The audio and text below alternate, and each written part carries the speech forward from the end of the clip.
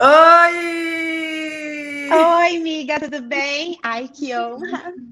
Ai, eu vim até de rosa, passei um batom rosa para ficar colorida para te receber. Ai, obrigada, está belíssima como sempre. Eu resolvi vir para um lugar mais coloridinho também para estar aqui, né? Mas uma coisinha discreta, Lígia, assim, coisa que ninguém nota, só Não, eu. ninguém percebe, nem combina com você. Ah, Gente, falando nisso, bom, gente, oi, de novo eu aqui. Eu acho que todo mundo já falei com todo mundo hoje, mas eu sou a Lígia Lima, eu sou gerente de parcerias aqui no YouTube Brasil. E hoje eu vou conversar com esse ícone do YouTube, Maíra Medeiros. A gente está falando hoje, Maíra, sobre autenticidade. E quando a gente estava pensando aqui, quem que a gente convida para falar, para dar as aulas, e a gente falou, a gente precisa ter um módulo, assim, um papo sobre criação com autenticidade. E a gente ficou pensando, quem é uma criadora de que conteúdo no será? YouTube muito autêntico? Quem que será? Quem que a gente traz? Eu, Ah, Maíra Medeiros, para! foi um nome unânime entre todo mundo Ah, aqui. gente. Vai, para de Fico ser muito moderno. feliz. Não, tô falando muito sério, fico muito feliz, cara. A autenticidade é uma parada que às vezes a gente fica até com medo de se achar autêntica e fala assim, nossa, eu devo estar me achando muito para estar me achando autêntica. Então, quando o elogio vem de quem ainda mais, né, da firma, aí, meu amor, eu vou me achar muito essa noite. Amor, já pode pegar champanhe, que hoje eu vou tomar. É disso que a gente está falando, gente. Vocês estão entendendo? Uma pessoa muito autêntica, muito leve e que transmite isso tudo que vocês estão vendo aqui em 2 minutos de papo em um conteúdo extenso, não só no YouTube, também em outras redes, nos negócios dela. Ela é uma criadora multiplataforma, é uma multiartista, eu diria, muito talentosa. E vai contar um pouco para a gente, né? Tudo isso. Mas eu queria começar, Maíra, pedindo para você se apresentar. Eu poderia ficar aqui dando mil predicados, mas como você está aqui, ninguém melhor para falar sobre você mesmo do que você. Então, conta, e Obrigada. aproveitando já dando aquela aula de storytelling, né? De como vender a sua própria autenticidade assim na câmera. Quem é Maíra Medeiros? Tudo começou em 1984. Mentira, gente, eu não vou tão longe assim. Eu falo bastante, sou geminiana, falo muito, mas eu não vou tão assim lá no ano que eu nasci. Até porque eu nasci em 2004. Não, mentira, é Moça. 1984 mesmo. Bom, gente, quem sou eu, né? Eu estou aqui, eu tenho um canal no YouTube desde 2015 e eu trabalho com internet desde 2012. Né? Então, antes de criar o meu próprio conteúdo, eu criava conteúdo para outros criadores, né? Eu ajudava outros criadores, outros influenciadores a criarem seus conteúdos.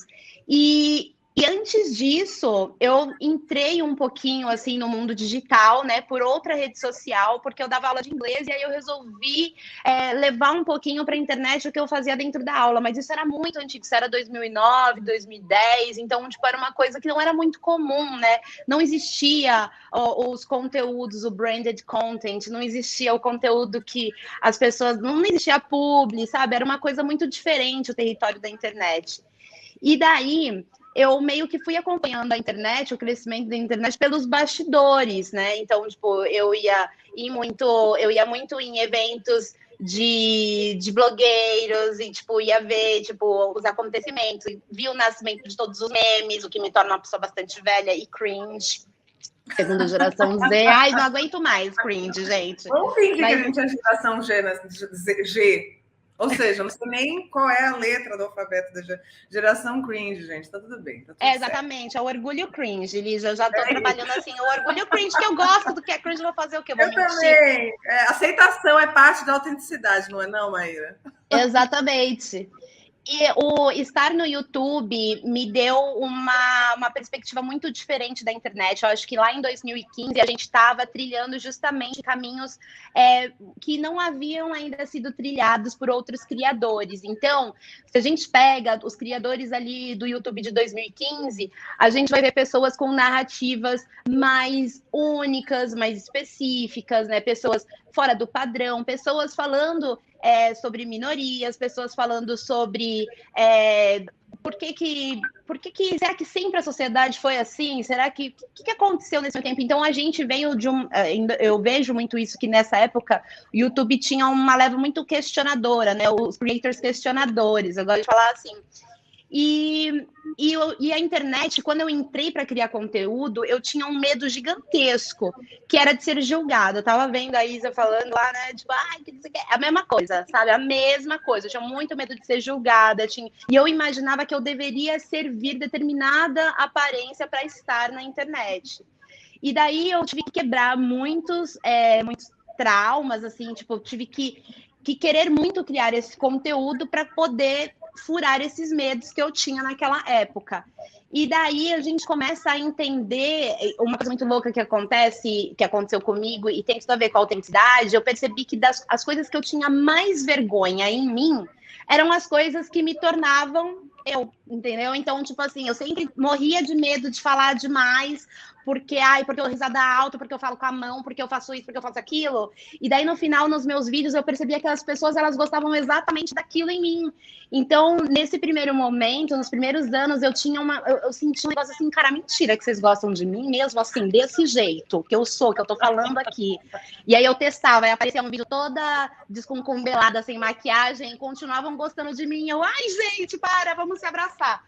Então, a minha entrada na internet tem muito a ver com a minha autoaceitação, que foi o início desse processo, que eu ainda estou nesse processo, né? Não existe ninguém que se autoaceita, isso aí já é um mito. E daí, eu estava muito no início desse processo, e estar no YouTube e fazer os meus vídeos e ter um público que gostava de mim pelo jeitinho que eu era, tipo assim, foi uma gasolina, assim, sabe? Fomentou muito a minha vontade de criar conteúdo e dessa vez criando o meu próprio conteúdo. Então eu tava com a fome, com a vontade de comer, meu anjo, e fui. Falei demais, amiga? Atendi as expectativas da pergunta? Eu tenho esse problema. Mas você atendeu ainda mais. Você quase acabou com o meu roteiro aqui de perguntas. Inclusive, eu lá vou ter que me virar nos 30, vou ter que mostrar a minha autenticidade aqui como entrevistadora, porque você já respondeu um monte de coisa que eu queria perguntar.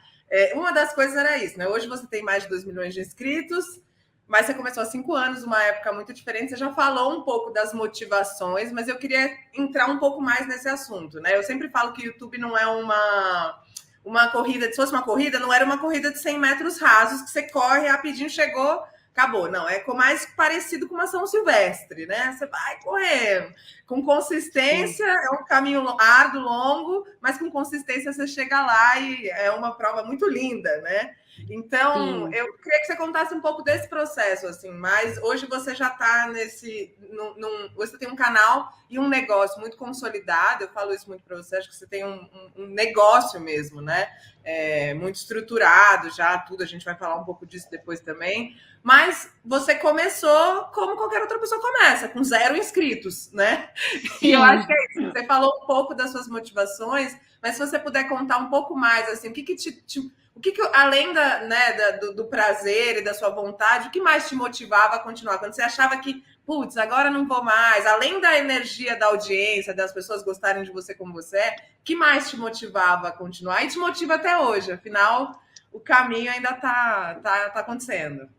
E assim, antes de eu falar o que me motiva, os meus momentos de baixa motivação, de bloqueio criativo, um exercício que eu faço comigo é um exercício muito louco, que eu assisto o meu canal do começo. Eu vou buscar lá nos primeiros vídeos e tal. Eu lembro que quando eu fiz o Nunca Te Pedi Nada, eu tava percebendo que eu queria falar de determinados assuntos que eu via que as pessoas não falavam sobre aquilo na internet. Quando eu achava esses assuntos, eu achava eles extremamente acadêmicos e com um tom muito assim professoral, sabe, uma coisa que me afastava dessa discussão. E eu queria levar para o YouTube meio que o que eu levava no meu círculo de amigos, que é tipo sentar numa mesa de bar e tomar um suco, uma cerveja, conversar sobre a vida e refletir e contar, tipo, putz, um dia eu estava pensando sobre isso, daí eu resolvi fazer aquilo. Quando você tem esse tipo de motivação inicial, você percebe que em determinado momento na criação de conteúdo, você não pode mais deixar a sua motivação ser uma coisa tão orgânica, porque daí a gente começa a fazer uma troca com o nosso público, ela vai ser sempre orgânica, né? Mas é tipo assim, você não pode deixar, tipo assim, no dia que eu tiver uma ideia, eu vou fazer aqui um vídeo. Então, eu percebia que eu tinha muitas urgências que eu queria conversar, que eu tinha muito assunto para falar, mas eu não tinha tempo para fazer tanto vídeo, eu não tinha como postar tanto, gravar tanto e tal. Daí eu comecei a anotar esses assuntos. Comecei a anotar. E aí o que me motivava, uma motivação muito boa, era ir passando por esse checklist de coisas e vendo que o meu público sempre gostava daquilo. Então, eu tinha esse viés de confirmação daquela, né, tipo, eu tive uma ideia, vou praticar essa ideia na próxima semana. O meu público, gostava. Meu, e se eu der mais uma pirada muito louca, deixa eu mergulhar mais profundo aqui nos meus gostos, a galera também gostava, entende? Então, eu passar por essa conexão com o público e entender que tudo que eu estava fazendo, a maioria das pessoas estava entendendo a minha mensagem, isso foi, assim, uma máquina de motivação muito boa, porque isso acontece ao longo do canal. Se você só deixa esse lance de tipo, eu vou fazer quando a ideia bater e tal, às vezes você acaba esfriando um pouco essa máquina, assim, sabe? Eu não sei se eu estou explicando direito. Mas tem isso, né, de ter eu senti que eu tinha ali para falar coisas e que eu não estava vendo, então essa era para mim minha primeira motivação no canal. A segunda, que a galera, tipo, recebia bem o conteúdo e a gente abria um diálogo. Então, tipo, eu tenho um lance com os meus seguidores, eu não gosto de falar fã nem nada, porque os meus seguidores, eles têm pontos em comum comigo. Então, o que é uma amizade se não é pontos em comum, né? Então, eu meio que tinha uma expectativa, eu criava assim, cara, tá na minha hora de fazer o vídeo para eu conversar com as pessoas que me seguem, estabelecendo essa conexão, sabe? E daí ver como a gente consegue ampliar o nosso próprio universo de conteúdo, isso daí me deu gás, porque aquilo que você falou, que não é um tiro de 100 metros, então, tipo, é uma São Silvestre gigantesca, e você, assim, atletas da São Silvestre, gente, eles treinam para correr a São Silvestre, né? Não existe o treino dos YouTubers, não existe treino dos criadores. Então, você se dá conta que você está numa São Silvestre no meio do babado e, de repente, você está, tipo, muito cansado.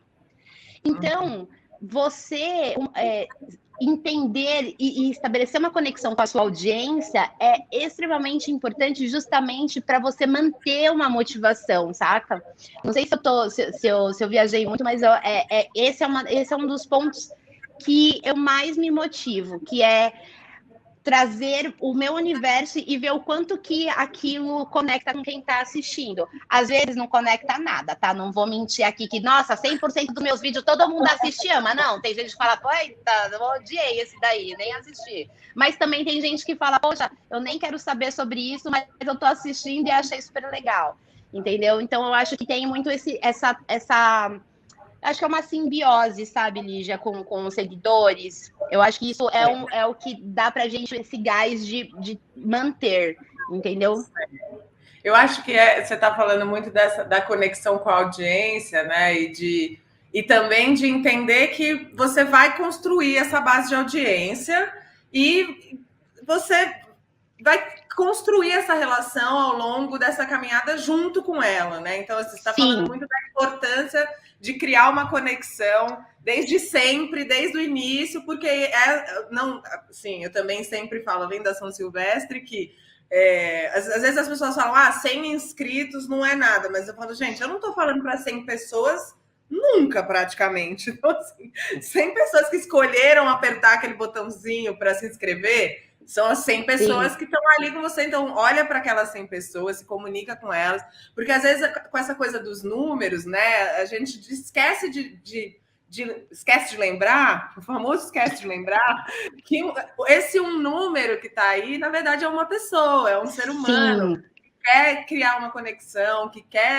está ali por um motivo, porque ontem a gente teve uma aula com o Camilo Coutinho, ele falou muito de educamos, né, gente? Como não amar? E ele falou muito de ensinar, inspirar e entreter, né? Então, que são as coisas que a gente busca quando a gente encontra alguém para seguir, a gente quer realmente se sentir inspirado, a gente quer saber o que aquela pessoa tem para ensinar, ou a gente quer simplesmente se entreter e curtir junto, né, com aquela pessoa. Então, eu acho que dá o valor a cada inscrito. A cada inscrito. É super importante mesmo. Miga, tem uma frase que eu sempre falava quando eu me pegava meio ansiosa por números, assim, sabe? Porque eu tive quando você entra no YouTube, em determinado momento você vai falar, ai, meu canal não tá crescendo que nem ele cresceu, porque você vai começar a se comparar com você mesmo, enfim, vai ter uma hora que você vai, mas é muito importante você não deixar se basear apenas pelos números, né? Então, é um exercício que eu sempre faço. Mas quando eu me pegava muito assim, tipo, meu Deus, números, eu pensava assim, cara, para chegar, isso era uma época mais ou menos, meu canal tinha uns 500 mil inscritos, mais ou menos, eu ficava tipo assim, Maíra, calma, para chegar num 1 milhão, tem que passar pelos 550, pelos 600 mil, pelos 700, tipo, vai ter que passar. E você pode escolher de duas maneiras passar por isso. Você pode escolher curtir todo este lindo caminho e trajetória a 1 milhão, né? E nesta curtição deste caminho, estabelecendo mais conexão, mostrando mais de você, trazendo aquilo que o público quer ver de você ali. Você pode trabalhar isso e mostrar coisas novas, apresentar facetas novas suas e curtindo esse trajeto, ou você pode colocar na tua cabeça que você quer chegar a 1 milhão de inscritos, custe o que custar, e daí você começa a fazer conteúdos apenas para você gerar sei lá, inscrição e visualização e etc. Eu não vou mentir, falar que, nossa, é impossível você chegar em determinados números sem estabelecer uma conexão com o seu público, porque a gente sabe que não, são os virais e etc. Então, você tem quando as pessoas elas pensam em YouTube, elas esquecem de pensar nisso, que não é só chegar em determinado número. Pode ser só chegar, mas, meu, é tão da hora você traçar esse caminho e caminhar ele de um jeito em que você vai aproveitando todas as paradas. É um clichê de tipo, ai, aproveite a jornada, sabe? Não é sobre o destino final. Sim, é sobre isso, porque o conteúdo, ele não é sobre o final. Criar conteúdo é sobre o meio, entendeu? Então, tipo, você vai criar conteúdo meia boca até você fazer 1 milhão. Aí, com 1 milhão, você vai fazer o bagulho babado? Não, você tem que fazer aquilo que te representa 100% em todos os momentos. E daí, ai, amiga, desculpa, tô falando muito. Eu tô carente, quarentena. Você sabe como que é, né, Liz? Me abraça virtualmente. Sim, eu tô assim. Ai, a Liz já sabe que faz... Gente, a Liz já faz a reunião comigo, é meia hora contando sobre o cachorro, o gato, e aí sim, né? Mas aqui não, aqui a gente está falando sobre o negócio. Não, mas tá super rico o que você tá falando, é isso mesmo. Ai, que bom, fico muito feliz. Então, a gente tem esse lance, às vezes, de não querer lidar com o processo das coisas. Só que a criação de conteúdo é o processo. Não tem, você tem que expor o 100% de você em todos os momentos, independente do, por exemplo, as pessoas às vezes acham que tem muito a ver com equipamento e tal, que às vezes as pessoas falam assim, para fazer canal no YouTube, eu só vou fazer quando eu tiver a luz, a câmera, o fundo. Cara, você é você sem a luz, a câmera e o fundo. E o seu público acompanhando o seu crescimento, isso é uma parada que eu carrego assim com tanto carinho no meu coração, que é ver as pessoas falando, putz, comecei a te assistir quando você gravava com o celular sentada no chão. Aí vem uma outra pessoa e fala, meu, assisti quando você comprou sua primeira luz, assisti... Tudo isso faz parte da jornada do criador, e tudo isso são elos, é tipo, é tipo espiral de um caderno, sabe? Tipo, eu sou muito a menina analogia, né? O espiral, tipo, se você põe um espiral no começo e no fim do caderno, esse caderno vai ficar todo requenguelo. Agora, o espiral, ele vai criando vários elos, várias conexões e tudo tão. Então, é mais ou menos isso. Assim, eu adoro analogia também. Eu esqueci a minha próxima pergunta. Não, mentira, eu lembrei. Ai, que bom. As meninas do YouPix, a Bia Granja e as meninas do YouPix, elas falam uma coisa que eu gosto muito também, que está conectada com o que você está falando, que é o seguinte, que criar conteúdo para o YouTube não deveria ser sobre fama, porque eu acho que tem um pouco a ver com isso que você está falando, né? Se você começar já criando, existem formatos que vão funcionar melhor. E você pode usar isso estrategicamente, alinhado com o seu objetivo, com o seu propósito, com o que você quer. E hoje a gente está falando aqui com um público que, né, tem um pequeno negócio, que quer expandir o seu pequeno negócio, ou que quer fazer do YouTube o seu negócio. E é isso, assim, elas falam que o YouTube não é sobre fama, é sobre um empreendimento mesmo. Não dá para você só entrar querendo aquela vida de influenciador, né? Que Que nem pode existe, acontecer. amiga, né? A real é que nem existe, Há gente. controvérsias, há controvérsias, mas assim, a verdade é que o YouTube é um negócio, né? Um trabalho, é uma profissão. A Sim. sua profissão é criadora de conteúdo, youtuber maravilhosa. Eu queria que você falasse um pouco sobre isso, assim, quando se você desde sempre entendeu isso, ou se teve uma virada de chave, quando você passou a entender isso, como que você se organizou e hoje como que é o seu negócio, né? O que o YouTube te proporcionou como negócio, né, para o seu negócio? Bom, quando eu entendi que o YouTube ele era meu trabalho, foi quando eu fui demitida e aí eu falei, o que que eu vou fazer? Será que eu vou procurar um outro emprego ou eu já tinha feito uma publi, já tinha a AdSense acontecendo, então já tinha uma renda e eu já tinha entendido que talvez me dedicar mais horas por dia ao meu conteúdo ia me trazer um salário também. Então, foi nesse momento de decisão do que eu vou fazer que eu dei a chance para ser criadora de conteúdo o tempo inteiro, full time ali criando, porque antes eu tinha ainda o lance de você ter um trabalho fixo e depois você faz ali o seu canal de final de semana, à noite e tal. E daí eu resolvi, tipo, abraçar a profissão. E é uma profissão que era muito desconhecida na época e tal. E as pessoas, eu peguei ainda uma parte em que as pessoas entravam no YouTube porque queriam falar alguma coisa, né? Porque queriam passar uma mensagem, queria fazer alguma coisa, não necessariamente uma coisa tipo. Algumas pessoas queriam fazer coisas engraçadas, outras acadêmicas, enfim, era mais ou menos assim. Ainda não tinha muito, acho que estava muito começando o lance do tipo, eu quero ter um canal no YouTube só para ter um canal no YouTube e ganhar dinheiro. Ainda não existia muito isso, que foi um pouquinho mais para frente, acho que foi uns 2 anos depois que começou esse fervo todo. Ai, amiga, esqueci a pergunta. Você esqueceu o que você ia perguntar? Eu não. Eu esqueci que você Desculpa. perguntou. Não, imagina. Quando que foi a virada de chave para você entender que o YouTube é um negócio, era o seu negócio, e para você contar um pouco hoje como é esse modelo de negócio todo que você tem, né? Que até transborda do YouTube, mas como o YouTube te ajuda Tá, entendi. Desculpa, gente. no seu business. Eu tenho que fingir que não tem ninguém assistindo, senão eu vou ficar morrendo de vergonha, né? Então tá só eu e você, né, amiga? Só uma reuniãozinha, tá? Vai, conta Então, tudo.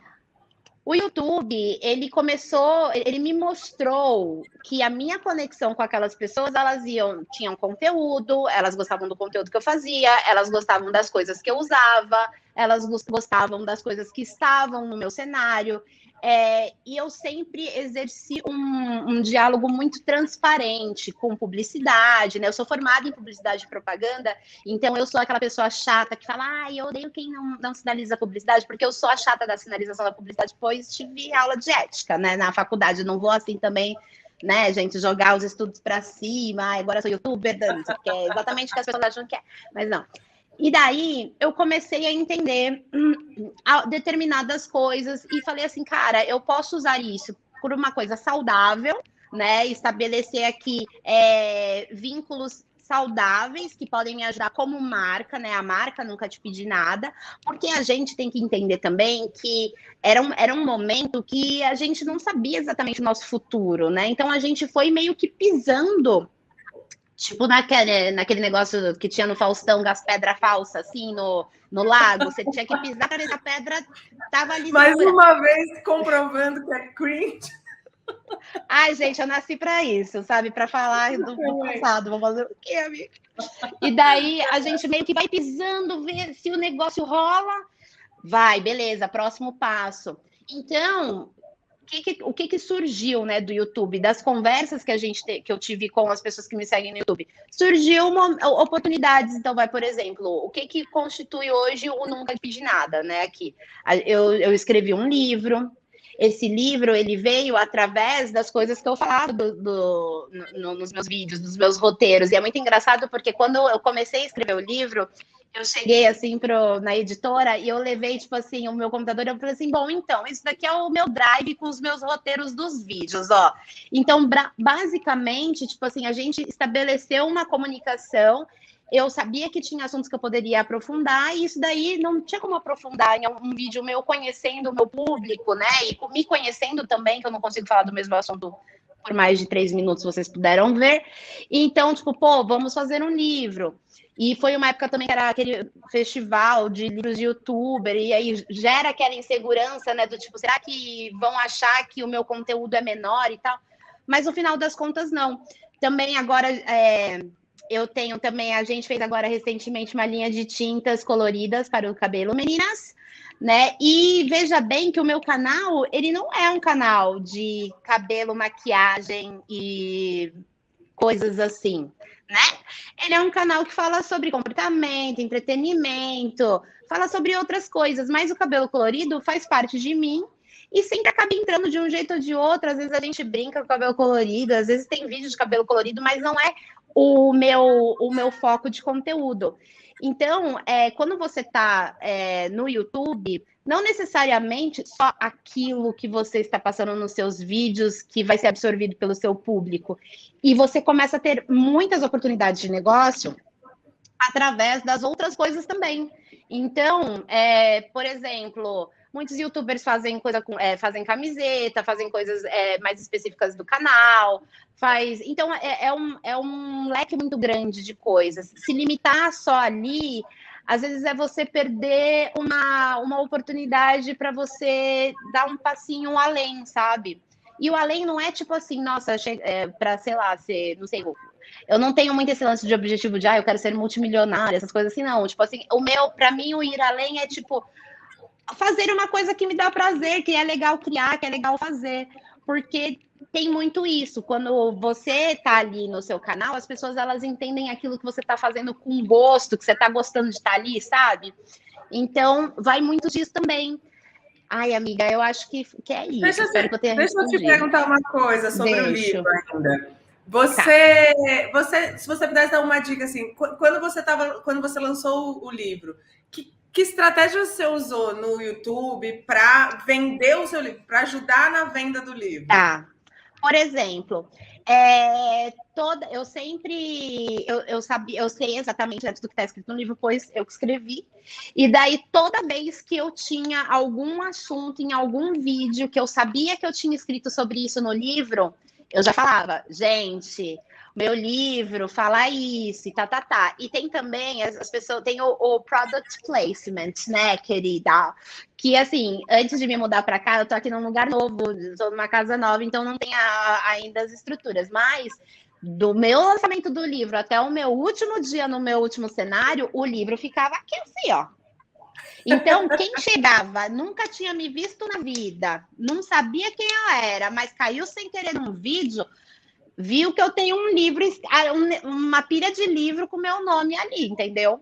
Então, eu comecei a usar o canal para fazer essas pequenas coisas. Então, por exemplo, da tinta de cabelo também, que foi uma coisa super legal, que foi um vídeo que pegou em alta.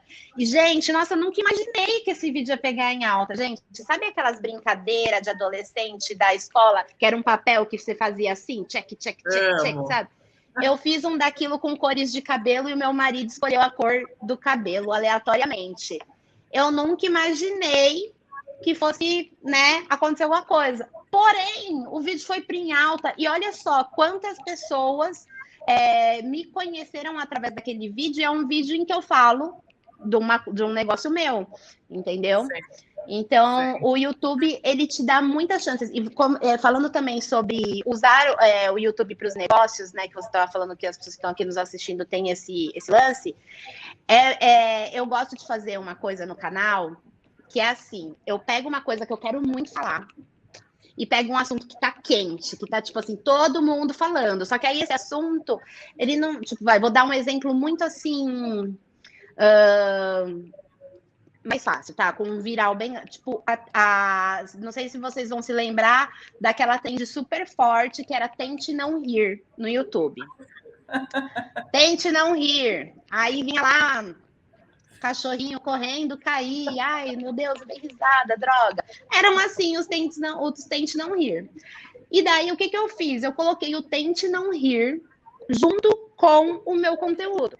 Então, o meu conteúdo, eu lembro que foi um dos tente não rir mais engraçado que apareceu no meu canal, né? Que era tipo dos caras se achando super galãs, né? Super assim, encantadores e estavam passando a maior vergonha, né? E daí era o tente não rir dos caras tentando conquistar as minas. Então, e aí nesse vídeo a gente fala sobre outras questões. Então você consegue. Aí nesse vídeo a gente falava também sobre feminismo, sobre não, tipo, às vezes o cara vem te dando um papinho mole, e aí você, sabe, é sobre isso, sabe? Tipo, não é para falar, não, vamos ouvir direito, vamos fazer as coisas. Então, a gente pega assuntos quentes junto com o nosso assunto e a gente dá uma cruzada. E isso para os negócios é muito importante. Então, a gente teve o Big Brother recentemente, gente. Então, tipo, vou dar o exemplo de Big Brother, que é uma coisa que dava para usar para muitos tipos de negócio.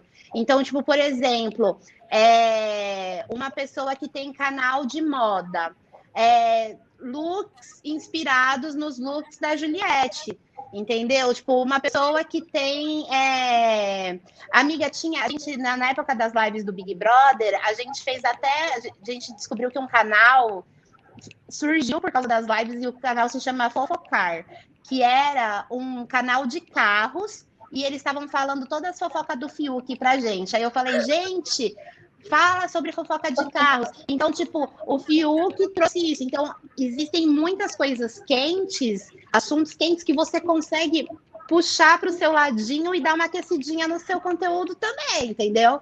Vai de acordo com o que você tá ali, com o que você tá sentindo na hora, mas é super legal isso.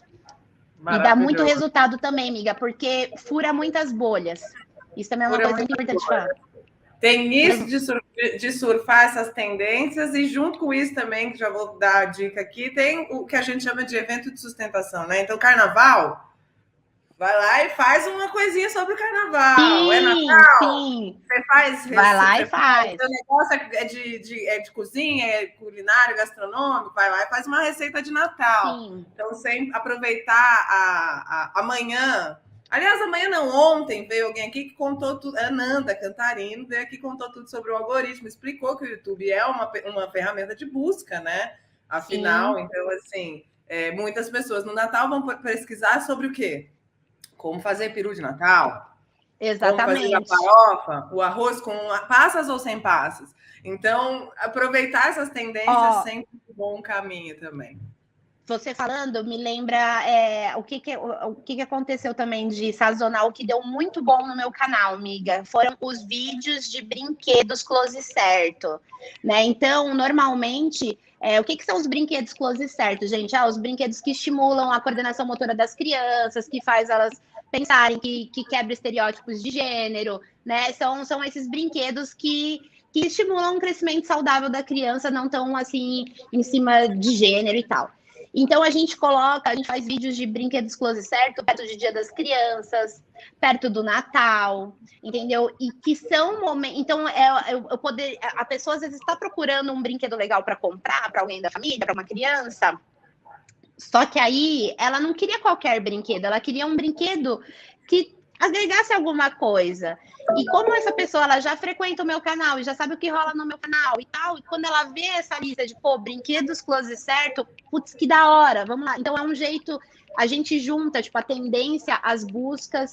É muito importante pensar nas buscas quando você quer justamente quebrar essas bolhas e se apresentar para um público novo, entendeu? Então é bem essa estratégia incrível, assim. Eu acho isso a coisa mais genial, assim, da criação de conteúdo, porque você consegue ampliar o seu conteúdo de um jeito, é muito insano e muito legal. Sim. Olha, a gente tem ainda 4 minutinhos, porque a Maíra tem outro compromisso e ela pediu para sair exatamente no horário. Então, eu vou dar a oportunidade de alguém aqui na live fazer uma pergunta. Eu não estava muito vendo, então eu não sei se já tem alguma, mas se alguém quiser mandar uma pergunta, eu agradeço muito. Vamos ver. Eu posso ficar mais uns minutinhos, amiga, porque o papo tá tão bom, faz tanto tempo que eu não falo. O povo só quer saber o nome do seu canal, presta atenção, como você é autêntico. O povo só quer saber o nome do seu canal, tem um monte de elogio. Tá. Maíra é uma das produtoras de conteúdo que me incentivou a amar o YouTube. Só elogios. Orgulho cringe, hashtag orgulho subiu A hashtag. Mas, ó, tem uma pergunta aqui da Luísa Lamarca. Qual a opinião de vocês sobre muitos profissionais de todas as áreas produzindo conteúdo?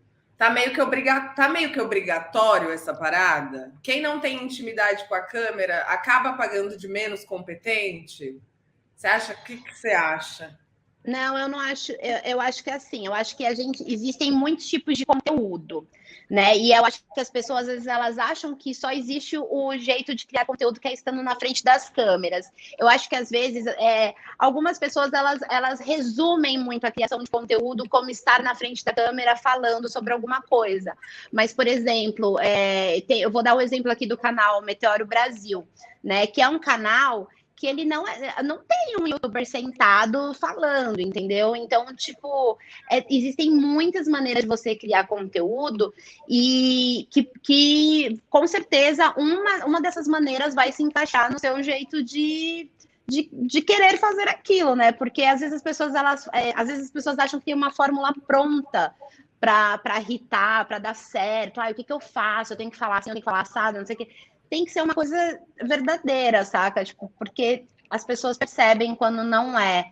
Então, tem que ter esse lance. Tipo, às vezes, a sua vibe não é nem estar na frente da câmera, mas criar um conteúdo de narração, pode ser, enfim, coisas assim.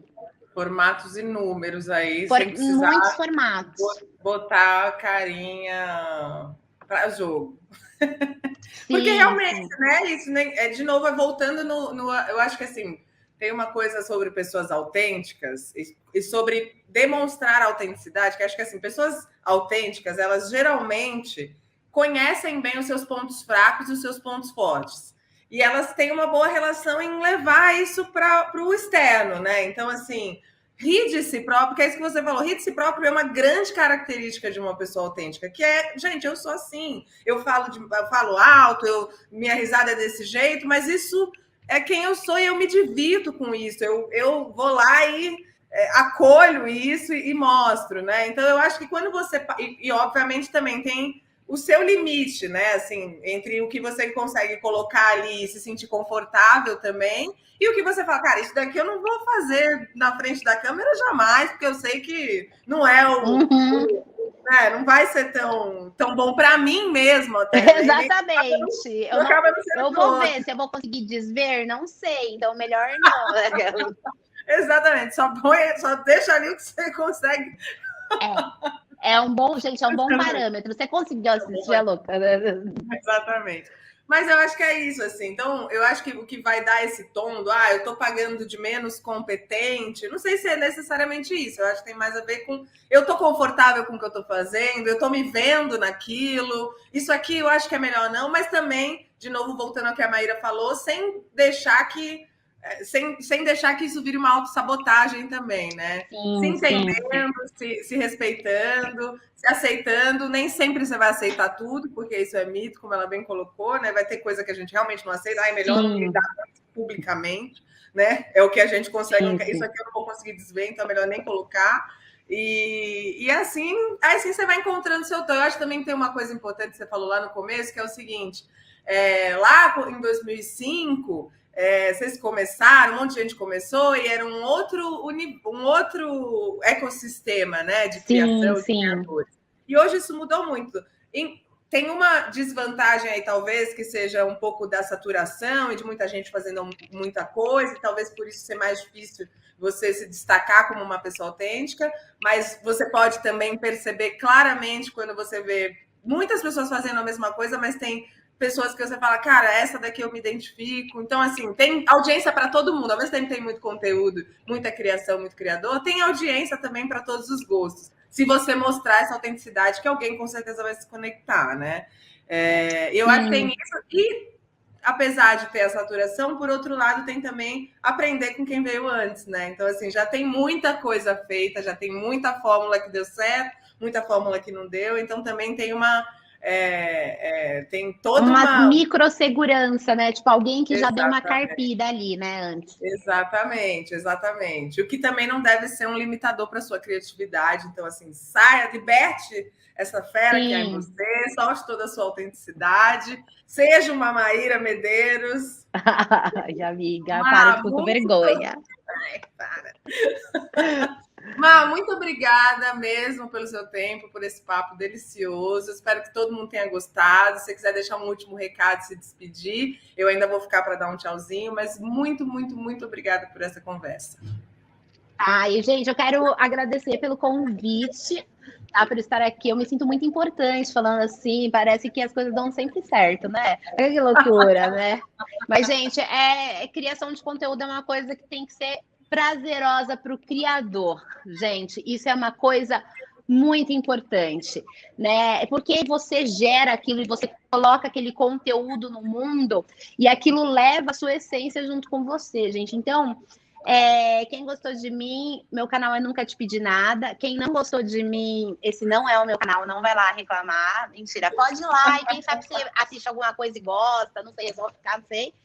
E muito obrigada pelo espaço para a gente conversar. E sempre que precisarem é só chamar. Tem sempre uma menina carente aqui, querida, louca para falar. Louca. Então, ó, não vejo a hora de dar um abraço pessoalmente. Muito obrigada, bom descanso e até a próxima, Má. Tchau, amiga. Bom, gente, agora eu tô aqui sozinha, carente, sem a Maíra, mas queria agradecer a todos vocês que estão aí de novo. Não se esqueçam de cumprir as missões aí com as hashtags, hashtag Profissão Criador. Monique Evelho estava aí na live que eu vi, tá acompanhando tudo de vocês, tá vendo todos os vídeos. Eu também estou vendo pessoalmente, então assim, não deixem de publicar e de participar. Amanhã a gente tem mais. Amanhã a gente tem um papo com vou até pegar minha cola aqui porque eu esqueci. Amanhã o nosso papo é sobre como transformar a comunidade em cliente. Então a gente já vai emendar um pouco do que a gente falou hoje aqui com a Maíra num papo amanhã. A gente vai falar sobre live, a gente vai falar sobre shorts, né? A gente teve até um pouco desse papo aí no chat, então não deixem de vir. Não se esqueçam aqui na descrição tem o link com a pesquisa de opinião. Não esqueçam de deixar a opinião de vocês para a gente melhorar o nosso conteúdo sempre. E é isso. Boa noite, bom descanso e até amanhã.